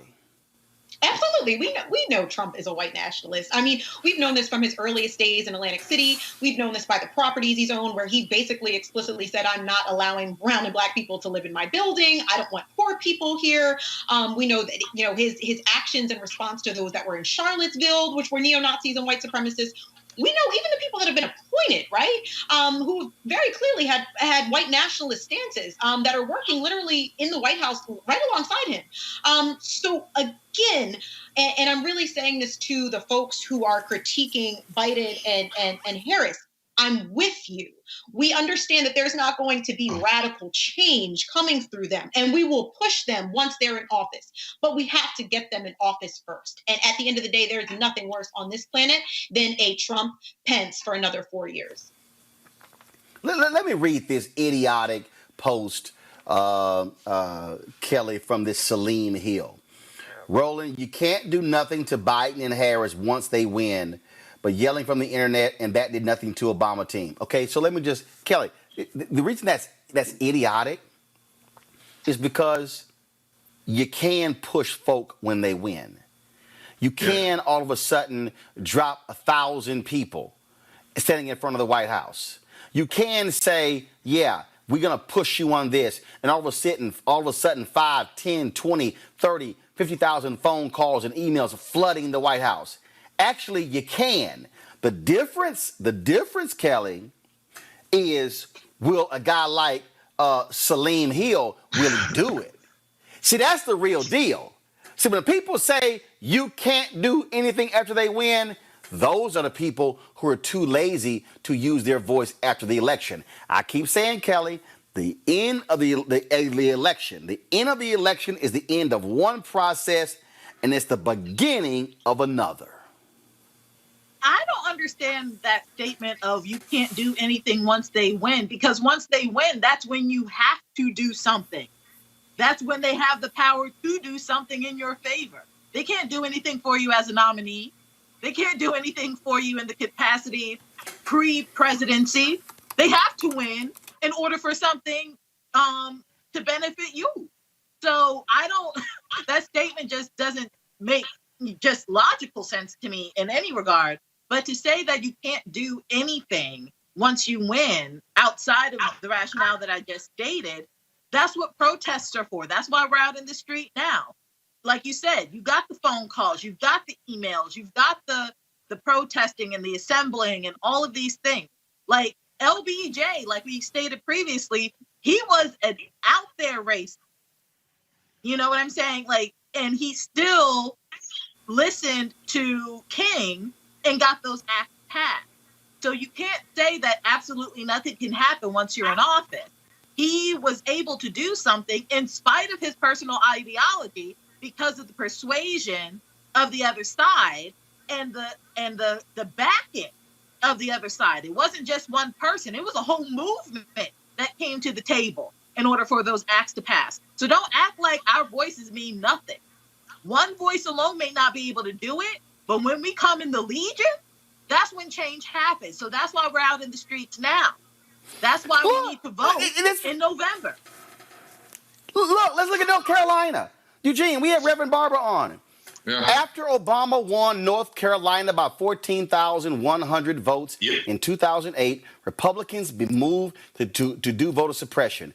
Moral Mondays, every single Monday, they started with 16 people who got arrested, and they had protests, and it was mostly black people. Then all of a sudden, they started fighting for those rural hospitals, saying we got to have Medicaid expansion. Republicans began to fight against it. Then all of a sudden, white folks, North Carolina, who were teachers and firefighters, started saying, damn, hold up, y'all fighting for us. And so all of a sudden, that thing began to grow into coalition politics. And then they kept going. Then they sued. Then they kept fighting. Then they started winning. They won in the state. Then all of a sudden, guess what happened? Elections. Now Democrats have a majority on the state Supreme Court. Now they fought the political gerrymandering and the racial gerrymandering and beat them. All because people didn't just do like this guy. Well, there's nothing we can do after they win, so we just got to just sit here and just take it. No, they fought. The same thing John Lewis did, same thing Septima Clark did, same thing Diane Nash did, same thing Fan Lou Hamer did, same thing Dr. King did, and Hosea Williams, and Andrew Young, and Fred Shuttlesworth, and James Bevel, and we can go on. The same thing Tamika Mallory is doing, the same thing Linda Sarsour is doing, the same thing Black Lives Matter Chicago is doing right now. We got people who are putting it on the line, but we got too many other folks who are yakking their mouths on social media, not willing to fight for change. If you sit your behind at home, shut the hell up, Eugene. I agree 100% with you. And look, the moral Mondays in North Carolina, help usher in a Democrat majority in the Supreme Court. It helped usher in. Hold up. I'm sorry, and I just remembered. Hold up. I just remembered. Missouri just became the 39th state, a red state, to pass Medicaid expansion. Medicare for all. Oklahoma, red state. So for all y'all folk who say pushing and campaigning and mobilizing, organizing don't work, so how all these red states all of a sudden passing Medicaid expansion? Eugene, go ahead. And so look. You're seeing a shift in North Carolina. And it's been happening over the last decade. But you're seeing a materialization of it, right? And the thing is this, Republicans are freaking out so bad that when the federal court required them to actually draw a fair map and correct some of those congressional districts, they popped probably the most friendliest white Republican conservative to black folk as a response to it when they popped Mark Walker's district. And so the thing is this. As I tell some of the folk around me, I say, listen, you go from W to W, strength to strength. And what's been happening in North Carolina, starting with Moral Mondays and now translating into actual electoral gains and what very well may be a very fair map drawn for redistricting in the next year. You go from W to W, and you're seeing those W's because of the work that Reverend Barber is doing with Preparers of the Breach and with Moral Mondays. And you're seeing those W's, and you're seeing not just seeing North Carolina, but you're seeing it across the country. Because the thing is this, lifting the plight of poor people is not a red issue, is not a blue issue, is an American issue. It's an economic issue. And the thing is this, when you see that your people are dying because, hey, there's no hospital when they overdose, so there's nobody to give them their Narcan when they overdose, or you see them dying because, they can't get the treatments that they need for XYZ illness, that's enough to move folk. That's enough to say, hey, listen, this whole pick yourself up by your bootstraps is cool, but hey, it doesn't, it doesn't work right now when my people are dying. It's great that folk like Elon Musk want to, bitch and complain about, people getting $600 a week to live and survive when they built their whole lives and companies on $6 billion of federal subsidies and contracts. And so what you're seeing right now is a materialization of work that was done. You're seeing the fruit of seeds planted. Well, that's what happens when you actually got to do the work. All right, y'all got to go to a break. We come back more on Roland Martin Unfiltered. You want to check out Roland Martin Unfiltered? YouTube.com/Roland S. Martin. And subscribe to our YouTube channel. There's only one daily digital show out here that keeps it black and keep it real. It's Roland Martin Unfiltered. See that name right there? Roland Martin Unfiltered. Like, share, and subscribe to our YouTube channel. That's youtube.com/Roland S. Martin. And don't forget to turn on your notifications so when we go live, you'll know it.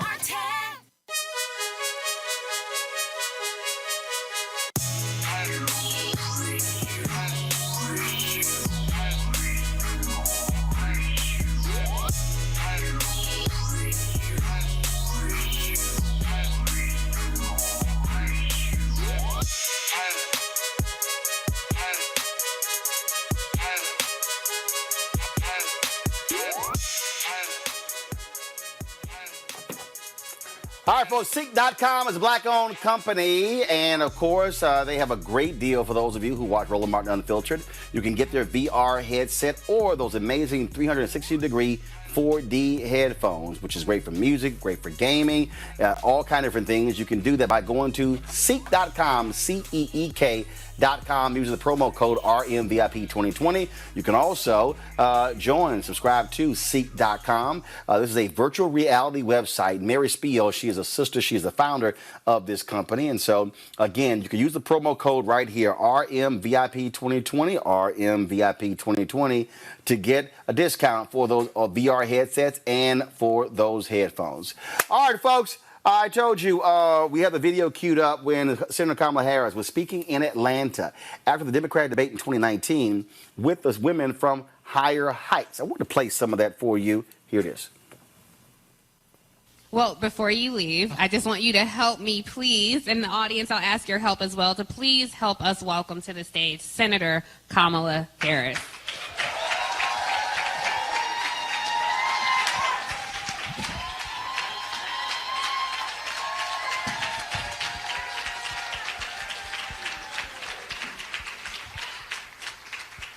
Please applaud the Congresswoman, Marcia Fudge. And I said this, we had a little meeting earlier today, and I said this in front of some of our leaders, but I just want to say this publicly.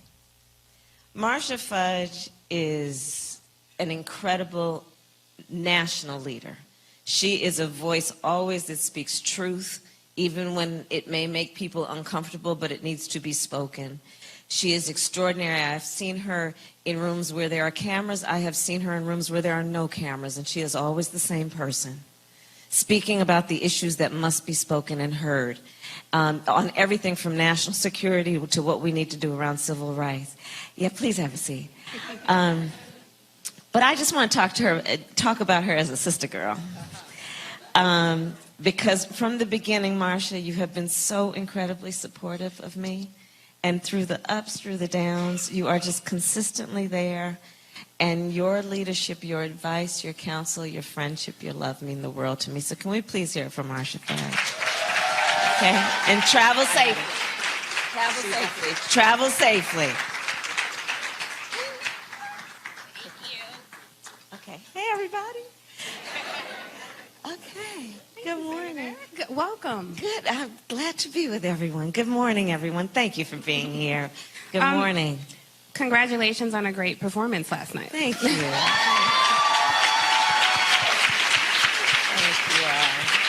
Thank you. Thank you. So I have a ton of questions, but I know you have limited time, and your staff is telling me I need to welcome the other panelists to the stage now. Yes, so let me please help me welcome an amazing marketing exec, globally known, Kim Blackwell. Please join us on the stage.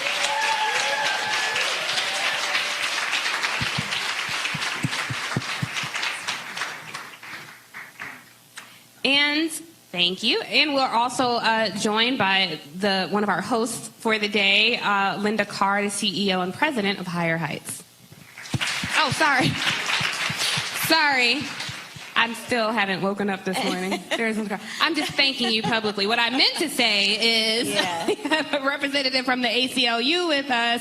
Yes, thank you. Andrea Young. Miss Young, Miss Adrienne Young, thank you. Thank you for joining us.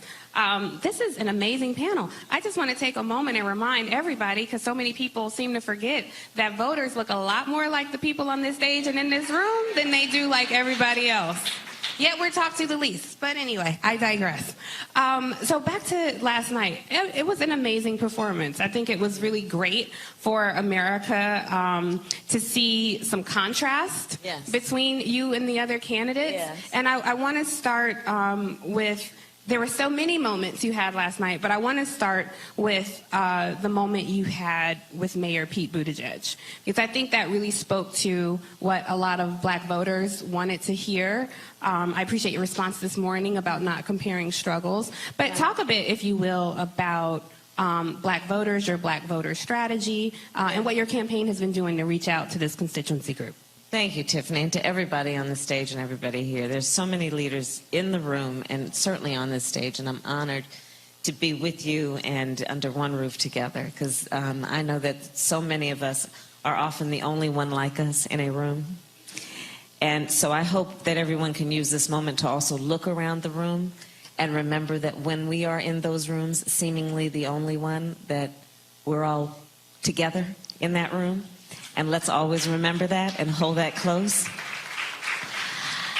So you mentioned, I did an interview after the debate, and I talked about the fact that those of us who have been involved in civil rights for a long time, we know that it is important that we not compare struggles. It is not productive, it is not smart, and it is strategically, it works against what we need to do, which is build coalition. There's so much of my work that has been grounded in, as the slogan of my campaign, for the people, which is, in its essence, a statement about the fact that we agree that a harm against any one of us is a harm against all of us, and therefore that no one should be made to fight alone. So we know that in our ongoing fight for civil rights, if any one of us starts to differentiate ourselves in a certain way, and in particular what he did on the stage, it's just not productive, and I think it's a bit naive. In terms of what we need to do around outreach, you know, Marcia talked about her report. Stacey Abrams has been an extraordinary leader. You know, we would be calling her Governor Stacey Abrams were it not for voter suppression. And so, you know, I tend to be a realist, right? Which is that, okay, so this is what we got. What we have is a situation where in 2013, the United States Supreme Court gutted the Voting Rights Act. And immediately thereafter, at least 24 states started passing through their state legislatures laws that were specifically designed to suppress the black vote. And in some areas, the Latino vote, in some areas, the Native American vote, in some areas, students from voting. And to the point that we'll all remember in North Carolina, the Court of Appeals said that that state had written a law that with surgical precision, were the words that were used in the Court of Appeal review, was designed to suppress the black vote. So the challenge that we have in activating folks to vote is a very real one, because there are historical and current institutional barriers that have been designed to suppress black folks from voting, including what has happened here in Georgia around the purging of the voter rolls. So what do we do about that? Well, we need to litigate, we need to support the ACLU, we need to support all of the folks who are doing the work on the ground to fight against that. But we're going to also have to support, you know, our faith-based community, our nonprofit organizations that are helping people get around the obstacles to voting so that they register to vote and they have the willingness and the support to stand in line while they otherwise have to work 2 and 3 jobs to vote. We also have to deal with the misinformation campaign that is what is the Russian interference. That is real. I am the only person on the debate stage who serves on the Senate Intelligence Committee, and have therefore been in what's called a SCIF meeting with the American intelligence community with classified information about the threats to our national security and hotspots around the world. We just recently published our report about how when Russia decided to attack America's democracy, because it is a long-standing foe, right? It is a long-standing, we have a long-standing relationship of conflict. So they said, well, you know, we can't build an army because they don't have the economic power or the military strength that we do to attack us that way. They said, well, let's attack America based on one of its strengths, which is that it is a democracy, flawed though it may be, and compromise the American public's confidence in their election system. So that was the design, right? That was the purpose. And then they said, okay, let's get them going at each other. And then they tested out a couple of ideas to see what would generate heat. Almost think of it like a science project, right? What would generate the heat? And guess what? In so doing, they exposed America's Achilles heel. The thing that generated the most heat was race. So the irony of it is that this is now not only a matter of civil rights and social justice and equality, this is now a matter of national security. And the concern I have, and you have, I'm sure, read, and there's a Wall Street Journal article, others, my campaign has often been the #1 target of Russian bots in this election. And it's a misinformation campaign. And so on top of the, what I call the classic voter suppression, we now have a misinformation campaign in addition. And, as we were talking about it earlier, we've got to figure out ways to remind folks to not get played.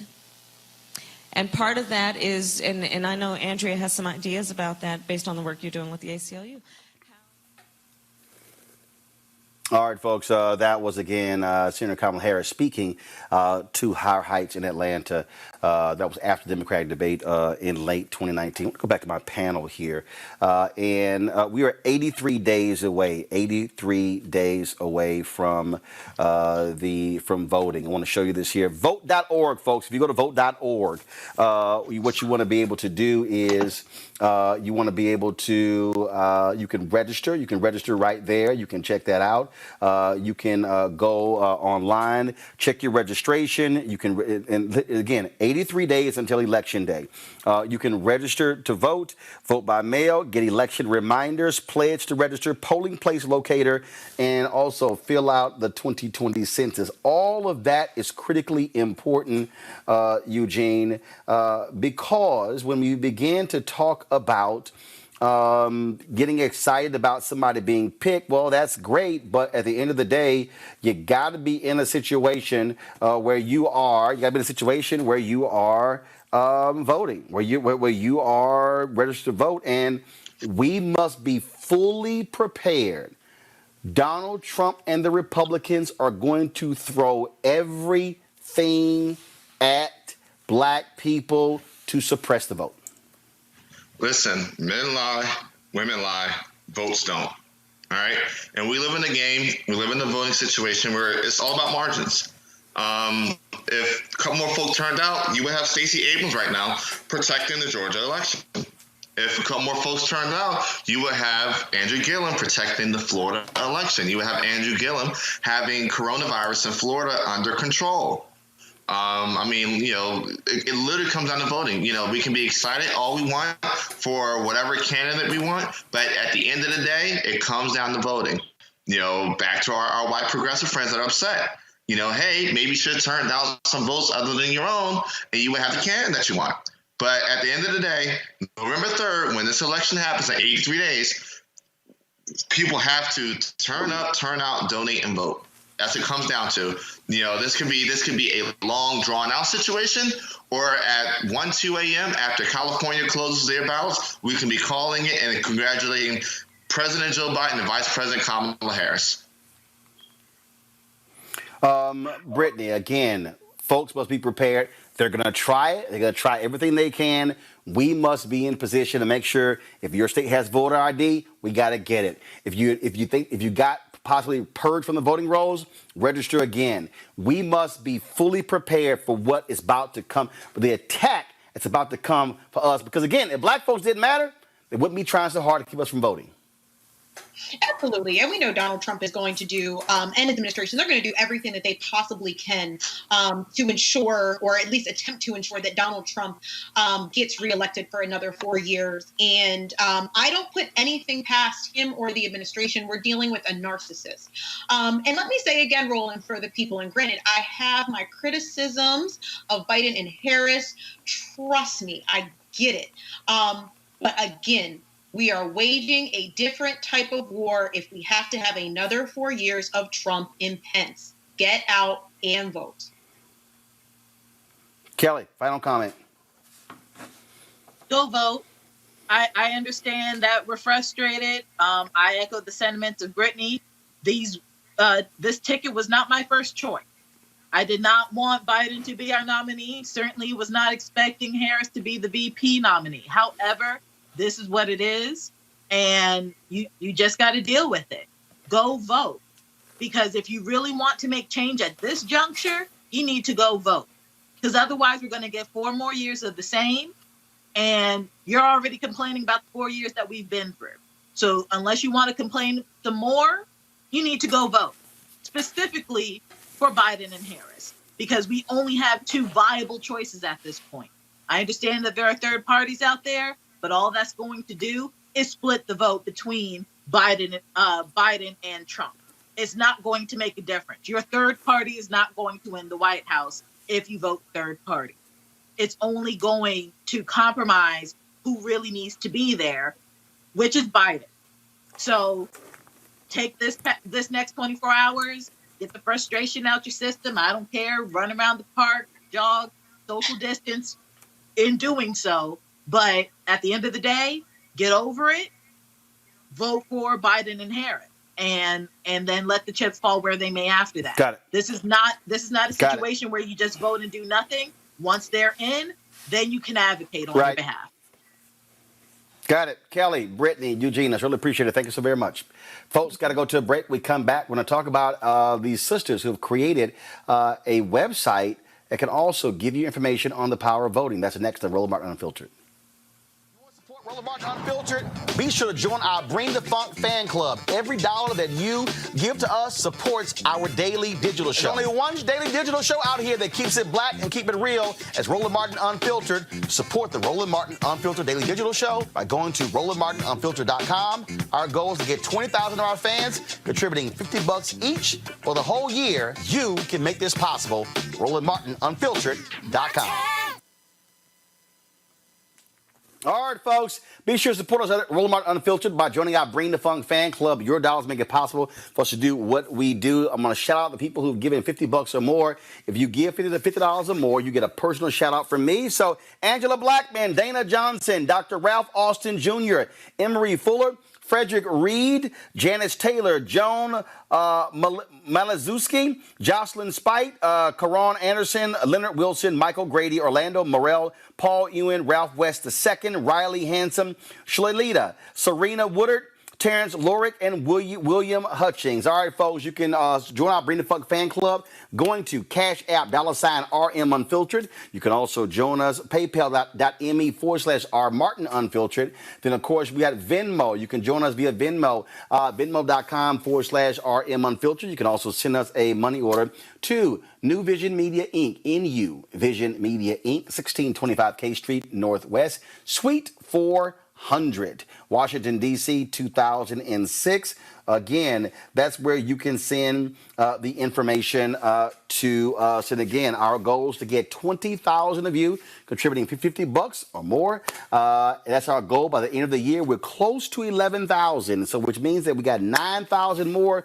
We want to hit that mark by the end of the year, and so we certainly want you to join us, making it possible, because your dollars make it possible for us to bring you the kind of content we do live every day. Nobody else is doing what we do on the digital platform. on, and that is speaking to the issues that impact African Americans. And that's why we want you to join our Bring the Funk fan club. And so please, you can see right here, Cash App, $RM Unfiltered. More than 5,420 of you are watching us right now on YouTube. You can also give right there on YouTube as well. And if you want to get the gear that we have, Roland Martin Unfiltered, just go to RolandMartinUnfiltered.com where you can actually get our show gear. All right, folks, I want to show y'all this new site that these sisters have put together. It's called Politicking. It's a nonpartisan site, and they're all about trying to get again folks updated on elections and campaigns and all that sort of good stuff. And so, folks, are the guests there? If so, Jordan Wilson and Winkuni Seant. Am I pronouncing it correctly? That's correct, Roland. All right, glad to have y'all on the show. So tell our audience first, this is our Tech Talk segment. I meant for us to show the stinger. What the heck? Y'all go ahead and show the stinger, then I'll come back. Well, thanks for having me. No, hold on one second. Y'all fire the stinger. Anthony, fire the stinger, then I'll come back to them.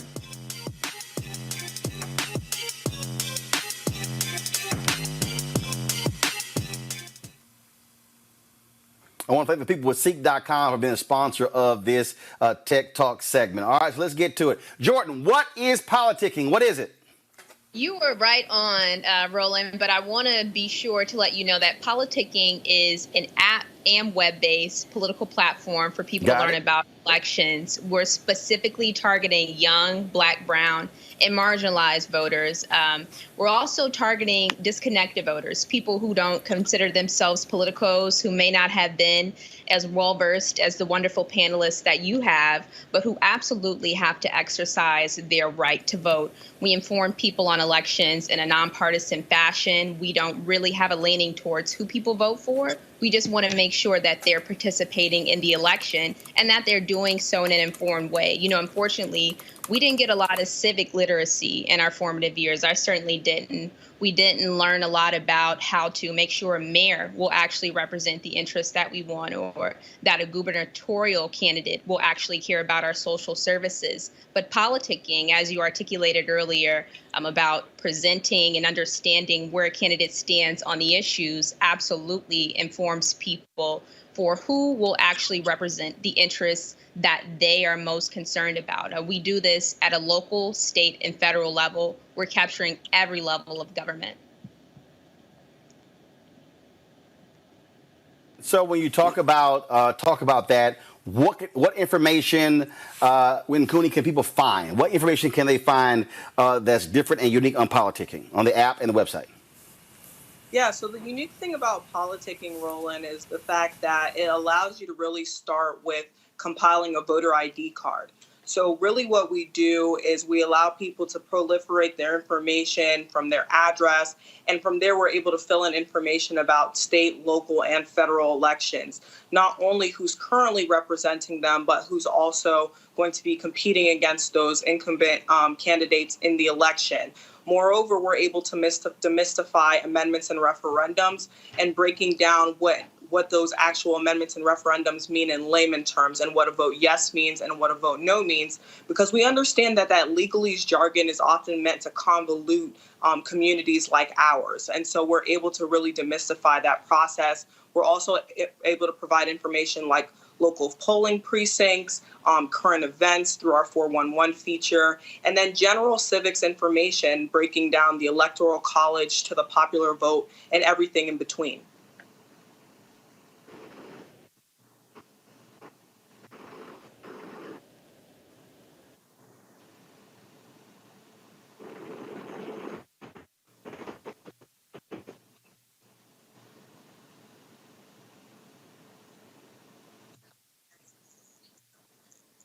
That's all right.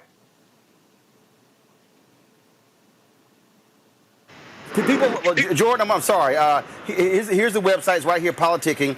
And people, I love what y'all say. Stop waiting, start politicking. And it kills me when I see these people who love to complain, but they don't. But it's like, well, we don't have the information. We don't have this. Look, y'all are saying we've already done the work for you. We've done it. Just click the damn site or go to the app. Yeah, that's all right. People do a lot of complaining. I've heard a lot today, as you said. Kamala Harris is not going to go without criticism, even amongst her own community, and that's Black people, and that's okay.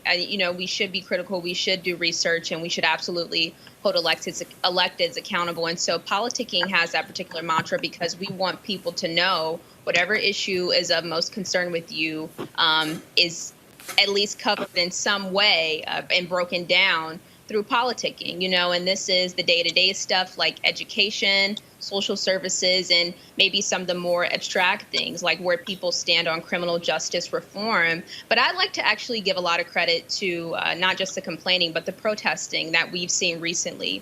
I think it's important that people understand that we are aligned and we are sort of lockstep with the protesting, with a lot of change that people want to see.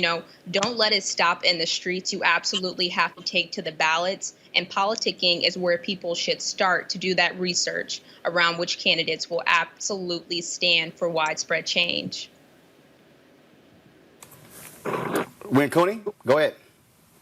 Yeah, to echo Jordan's sentiments, it's unequivocally important that we vote in the year 2020. Jordan and I are both Howard women. So like the rest of the United States, we were excited to see who Joe Biden picked, but it's not enough to be excited. We have to actualize change at the ballots and really make sure that this continues beyond the November elections. I'm from South Florida, and we actually have a very important election coming up August 18th. And it's really, really important that we fundamentally emphasize the importance of local elections. And that's really what politicking focuses on. It's not just important to vote in November for your president, but it's really important to vote for those local politicians who are mitigating policy in your backyard. And that's what politicking helps you with, in arming yourself with local, state, and federal information.